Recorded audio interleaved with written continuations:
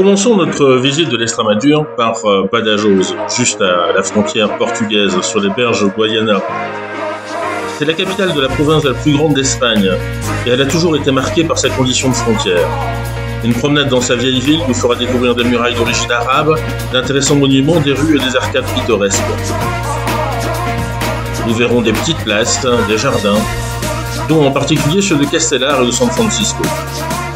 Les places de la Soledad, la Libertad et San Juan nous font respirer l'ambiance qui règne en ville.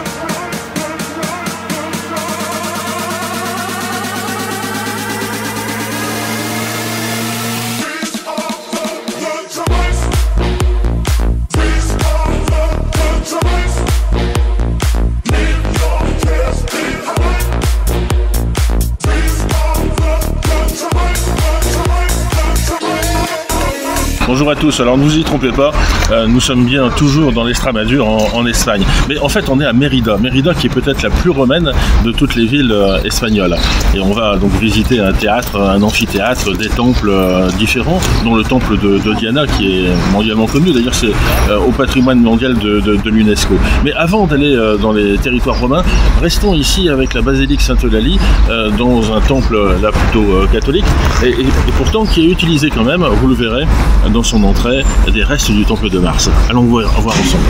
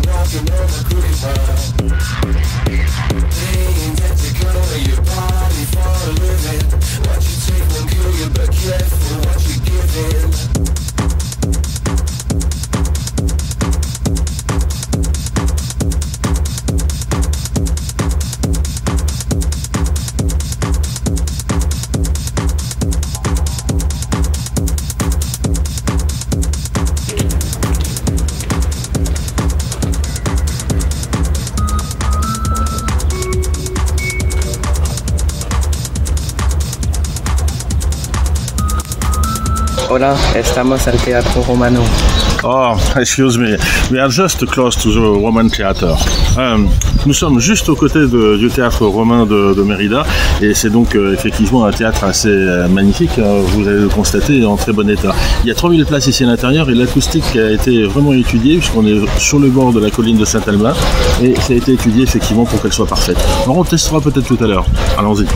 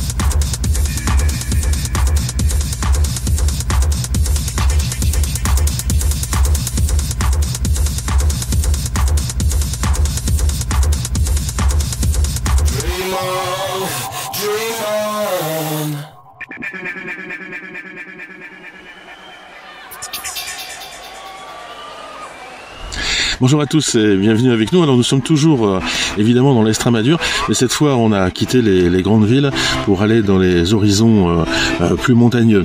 Ici, l'union du fleuve Tage et de la rivière Tietar dans la région de Caceres a créé des paysages de chênes verts, comme vous le voyez ici, et de chênes lièges, qui sont entourés de collines et d'énormes rochers qui sont l'habitat de l'une des plus grandes colonies de vautours moines du monde. C'est le seul parc national d'Estrémadure qui est ainsi devenu l'un des endroits les meilleurs pour admirer effectivement les espèces d'oiseaux et en particulier donc le vol des grands rapaces. On pourra aussi être témoin, on l'a vu tout à l'heure, de quelques passages de biches ou de cerfs, et on pourra aussi se pencher sur des belvédères et puis gravir aussi la tour d'un château. Donc je vous invite à nous suivre lors de notre visite. On est équipés, hein.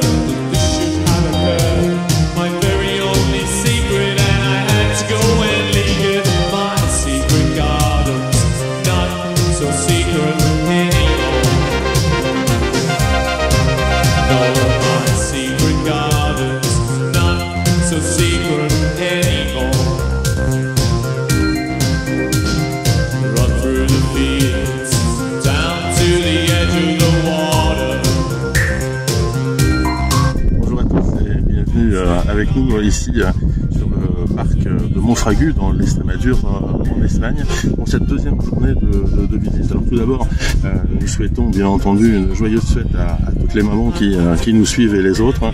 Donc aujourd'hui nous allons faire un effort un peu moindre par rapport à hier, puisqu'à l'exception de la montée ici au château qui comporte quand même quelques centaines de marches, nous avons aujourd'hui un programme qui est essentiellement goudronné, donc à suivre avec le véhicule. Ça n'empêche que nous pourrons effectivement voir malgré tout de spectaculaires quartzite armoricains qui composent la féroce falaise de Penafalcone, notamment au plus impressionnant de la Portilla del Qatar, en passant aussi par les ardoises les plus anciennes du territoire, l'activité minière que nous pourrons observer également, les archives fossiles, et puis la géomorphologie du parc et bien plus encore, et je vous invite effectivement à nous suivre tout au long de cette route.